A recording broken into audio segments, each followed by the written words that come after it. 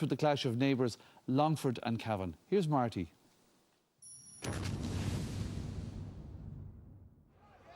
Michael John Tierney made a return to the Laois starting 15 in O'Moore Park last night, and his impact was immediate, opening the scoring after 25 seconds, and by the 9th minute Laois had established a 5-1 lead.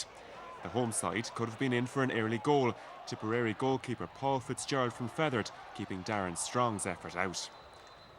That seemed to give encouragement to Tipperary, whose panel has been badly affected by emigration, and soon after Brian Mulvihill got their second point of the match. It was Laois who were on top though, and just after the half hour we had our first goal. MJ Tierney and Pádraig Clancy involved in the build-up. Emo man Darren Strong wasn't to be denied this time.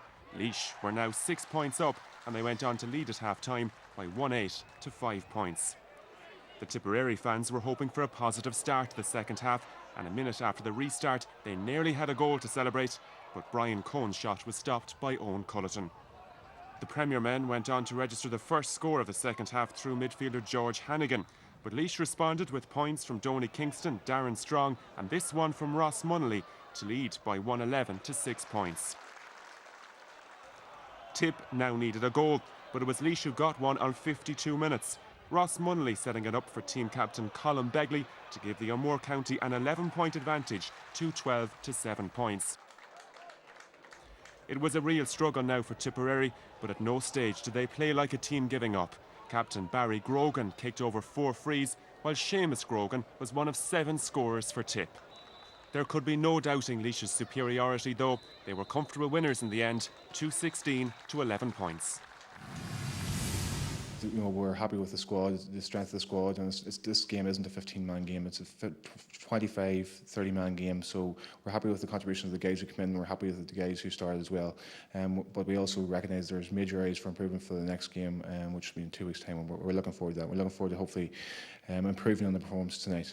The strength of football in Tipperary is in the underage coming through, the 16, 17, 18-year-olds. A lot of work being done, a lot of hard work, and we have a bright backup. There's a conveyor belt coming through that will certainly boost these guys. And I would say as well that maybe we'll have to sit down and sort of and put a guideline down, stop guys going to America. It's killing us. One change for Westmeath. Paul Greville in for the unfit Desi Dolan. Greville was part of the Westmeath hurlers beaten here last weekend. Initially Dolan wasn't missed as John Hesland opened the scoring within a minute. Before wing-back James Dolan got the better of Sean O'Neill to open up a 1-1 to no-score advantage. When Gerard O'Boyle got Antrim motoring in the 5th minute, it began a period of total dominance by the home side. Antrim boss Liam Bradley claimed criticism from their previous outing against Donegal had no bearing on their preparation, and Conor Murphy could have goaled but had to settle for a point. Westmeath were being overrun at midfield and Antrim pressed on. Brendan Hearn had them ahead, a lead they would never relinquish. A brace then followed from Gerard O'Boyle, and this long-range effort from Kevin Niblock, as it appeared the Westmeath boss Pat Flanagan would need just a little more than a drink of water. But his side rallied late, and John Hesland landed their first score for 28 minutes, as they went into the break surprisingly just 2 behind. Hesland cut the gap to 1 at the start of the second as the sides traded points. The introduction of Desi Dolan should have been a turning point, but Antrim notched 3 without reply. The pick of them, this one from Niblock.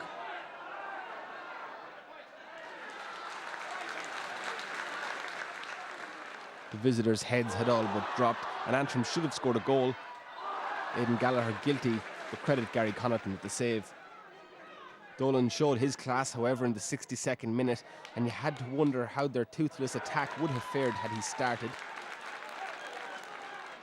Meanwhile, Flanagan had been dismissed to the stands following an altercation with referee Martin Sludden. But Antrim finished stronger with 3 unanswered points.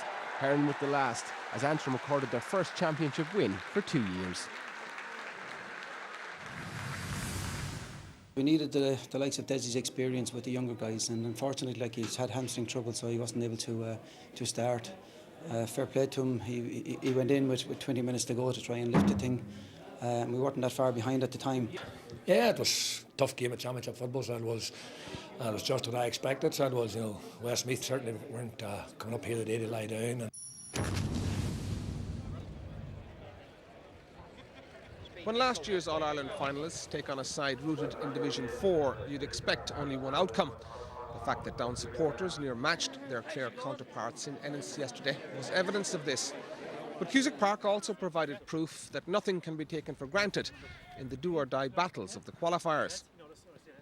Early on, it did seem Down would dispatch the banner with ease. Martin Clark could have goaled in the opening seconds. The unreact man and Conor Laverty did grab the day's opening points, and when 5 minutes in, Clare's defence was cut open with ease for Laverty to find the net, this contest looked over before it had even begun. 9 minutes in, though, Mark Tubridy signalled the start of the first Clare fight-back.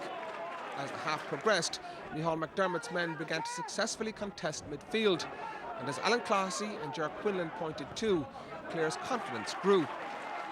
It was soaring after 16 minutes. High ball in caused problems, and Timmy Ryan made the most of it. Clare were in front by a point. Paul McCummesky and Clark did steady the Down ship, and Laverty restored their lead.